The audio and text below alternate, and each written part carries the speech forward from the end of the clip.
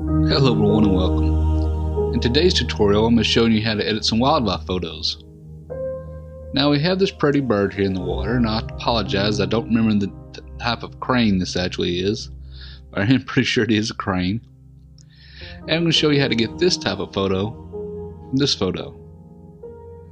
Now what's important in wildlife photography is a lot to do with the composition and also the cropping, and have doing subtle adjustments to bring out a lot of detail and make your photo really look nice. So let's go over here and pull our photo into the develop module. Now I've already clicked on the develop module here for original photo, and I'm just going to show you how to edit this. Okay, first, if you've seen any of my other tutorials, we want to go down and do our lens corrections.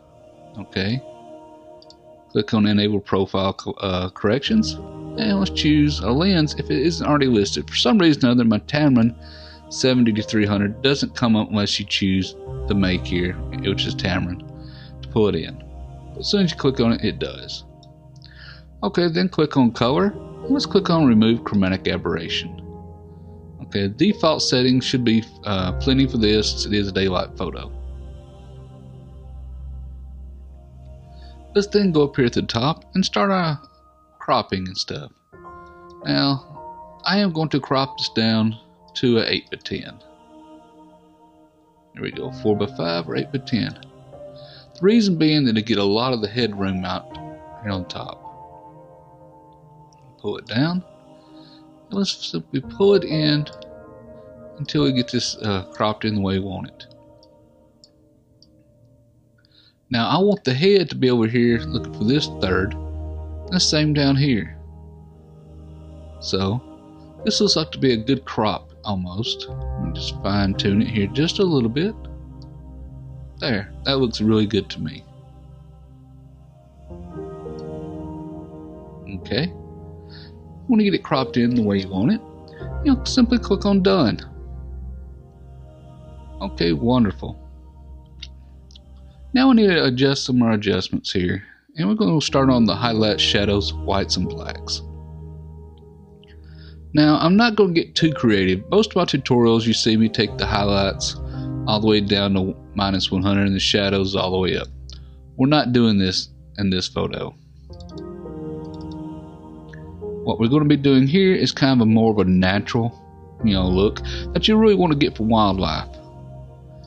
Okay, first I'm actually going to start by bringing my whites up here. I want to bring my whites up to the birds actually start sticking out really good. I think around 65 it's actually really want to be right here. Now I have a lot of detail in here that I can pull out by dropping the highlights to bring in a lot of that feather detail. I think somewhere around around 70, so yeah, around 75 brings out a lot of that detail there in the feathers and stuff, and it really makes our bird start to stick out better. Okay, I am going to bring the shadows up just a little bit, not a whole lot, only around 20 or so. Right there, 23 would be fine. Okay, looking at our histogram here up on top of the screen, or our top right corner, we can see that we're already almost to the point of being underexposed. So I'm not going to adjust the blacks any because it would be futile. Just end up causing us to lose some detail. Okay, let's go down to clarity, vibrance, and saturation. Okay, I am going to bring up clarity but just a little bit, no more than 10 on this, and I'm going to go around 5 or 7. Add just a little bit of clarity, but not much. And the same goes for vibrance. I want to bring it up, but I want to go to the point where it's oversaturated or brought up too much color that is artificial. Somewhere about 23, pulls out a lot of the greens in the water here. It makes the bill of the bird, really orange, really stand out real nicely without being too artificial looking. Now, for this, I am not going to touch any of the saturation because I think it would add too much artificial coloring and really take away from the photo. Okay, let's go up here to contrast now. Now I'm going to bring up the contrast Actually, I'm going to go down to tone curve first. Let me add just a slight bit of adjustment to the tone curve. I want to create a slight S. So I'm pull down on this end of the tone curve and pull up on this end just a little bit. Add a little contrast to it, but not much. This is what's called a very, very slight S. Okay, now we need to adjust the contrast. Okay, I am going to pull up the contrast, but not much. Somewhere around 25, but no more than 30. As you can see, this really makes the bird start to really stand out from the water. And 27 looks quite nice right there. Okay. Now we need to go down to detail and work on some of our noise and our what we got in our photo here. Now this is shot on a Canon 70D at ISO 1250 at 300mm at f5.6. Now, if you know this lens well enough, you know that's not the sharpest for this lens, but it's in a low light condition. I really did not want to push my ISO any higher to introduce any more noise than I had to. So to do this, I am going to pull up the sharpening.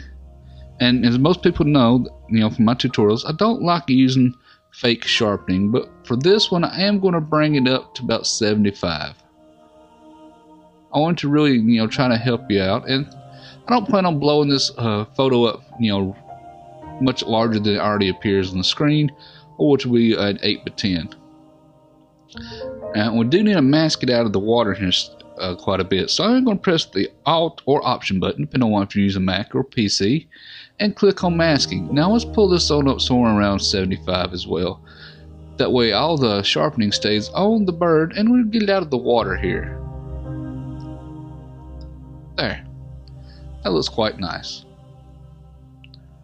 Okay, now we're going to go down to the noise reduction. Now I'm going to pull this up somewhere around 25, 26. Based on the ISO here, you can pull it up. I don't want to go any higher than 30 as it make the photo too soft and lose some detail, but 20 would probably not be enough here.